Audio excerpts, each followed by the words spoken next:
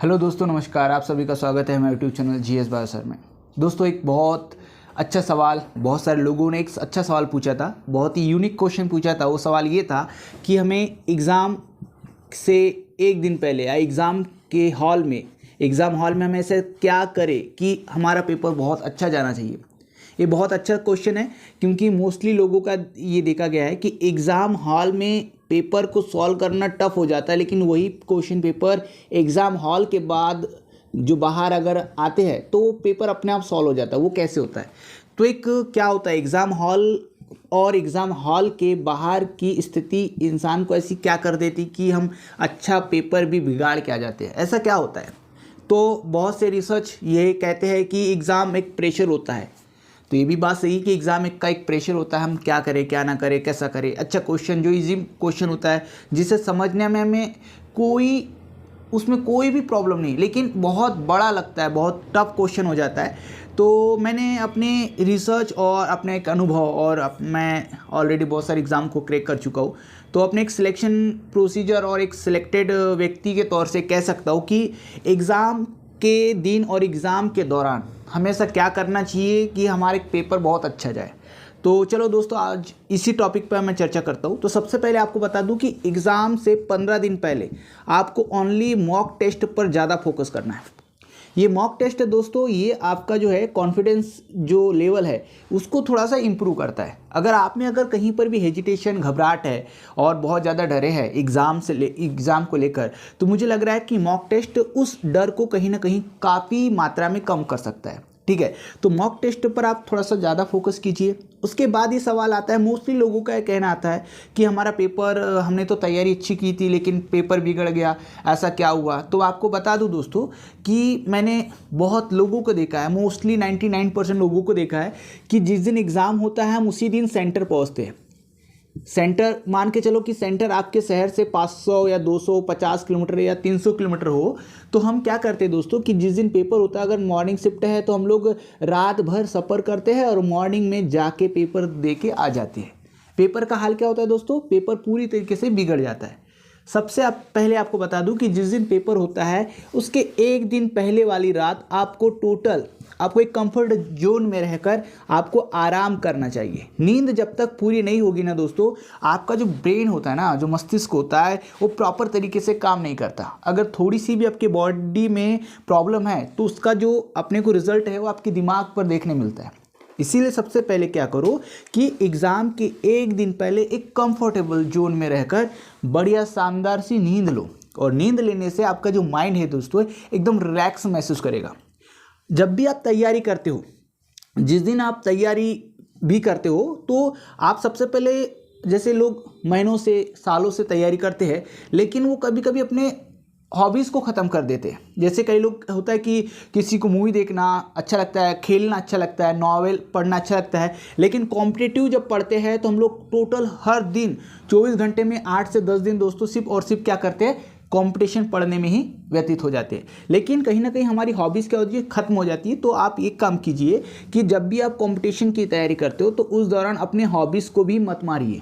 अगर आपको लगता है कि आपको खेलना चाहिए तो बिल्कुल आपको 1 घंटा मिनिमम खेलना चाहिए, तभी कुछ अच्छा हो पाएगा। क्योंकि दिमाग कुछ कहता है और आपका दिल और कुछ कहता है। ठीक है ना? तो दिल और दिमाग के बीच में जो जदोजहद होती है, तो उसमें हमेशा किसकी सुनो? तो दिल की सुन लो। ठीक है, क्योंकि दिल हमेशा गलत नहीं कहता। ठीक है, तो मेरा सबसे साफ और सुथरी बात वो ये कहना चाहता हूँ कि एग्ज़ाम के एक दिन पहले आप सबसे पहले रात में बढ़िया नींद लो। एग्ज़ाम सेंटर समय से पहले पहुँचो। ठीक है, समय से पहले पहुंचने में आपको किसी तरह का घबराहट नहीं होगी। ठीक है, मोस्टली लोग क्या करते हैं, एग्ज़ाम के समय पर नहीं पहुंच पाने की वजह से भी उनका पेपर बहुत बार बिगड़ जाता है। तो ये गलती बिल्कुल ना करें। एक दिन पहले रात में आप बढ़िया नींद लो।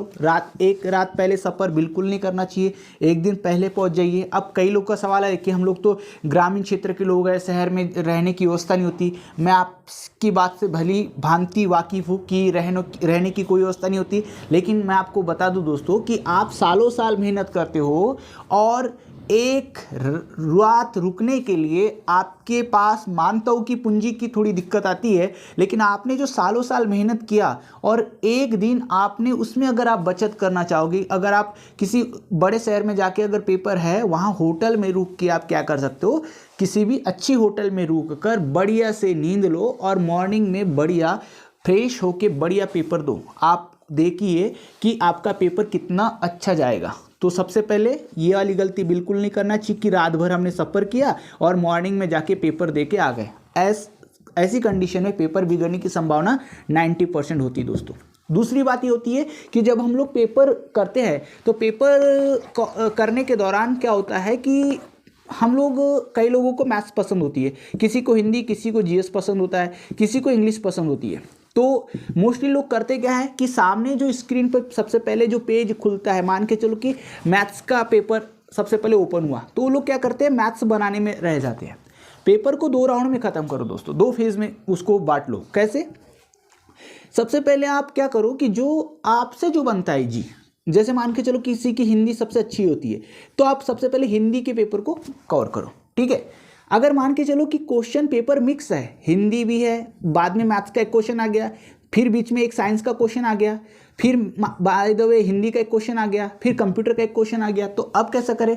इसमें तो कोई अलग अलग सेपरेट सब्जेक्ट नहीं है, तो उसमें भी आप क्या कर सकते हो कि उसमें आप 2 फेज में, कैसे? जो सबसे इजी है, जिसमें आप 100% श्योर हो कि हाँ ये आंसर बिल्कुल 100% श्योर है, तो आप उसको पहले क्लिक कर दो। और जिसमें भी आपको थोड़ा सा भी डाउट लगता है, मान के चलो कि 90% कहते हो आप कि हाँ, और 10% आपका दिल कहता है यार, दिमाग कहता है कि यार ये आंसर नहीं हो सकता, तो एक क्वेश्चन क्या हो गया दोस्तों, आपके लिए सस्पेंशन हो गया।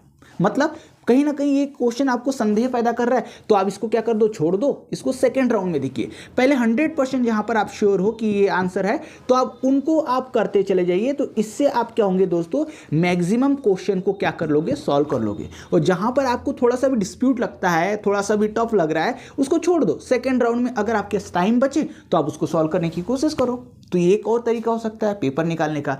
तो ऐसे 2-3 जो बातें हैं मेनली, कि सबसे पहले एक रात पहले पहुंचना है, दूसरा एग्ज़ाम सेंटर पर समय के पहले पहुंचना है, ठीक है, ताकि किसी तरह की घबराहट ना हो। जब भी आप तैयारी कर रहे हो तो उस दौरान आपकी हॉबीज़ का विशेष ख्याल रखो। 1 घंटा अपने लिए बॉडी को रिलैक्स देने के लिए, माइंड को रिलैक्स देने के लिए निकालिए। और सबसे महत्वपूर्ण बात कि पेपर को 2 फेज में बांटिए, एक आपका ईजी वाला मोड और दूसरा टफ मोड, मतलब जिसमें आप सबसे 100% श्योर हो कि हाँ ये आंसर हो सकता है, उसको आप सॉल्व करो। और जिसमें आपको थोड़ा सा भी कंफ्यूजन है तो उसको आप बाद में सॉल्व कर सकते हो, ठीक है। तो दोस्तों ये आपको ये वाला हमारा वीडियो कैसा लगा प्लीज़ मुझे कमेंट्स में बताइएगा। और अगर आपको वीडियो पसंद आता है तो थोड़ा सा शेयर करने की कोशिश कीजिए और इसे लाइक और सब्सक्राइब भी कर दीजिए, ठीक है दोस्तों। नमस्कार।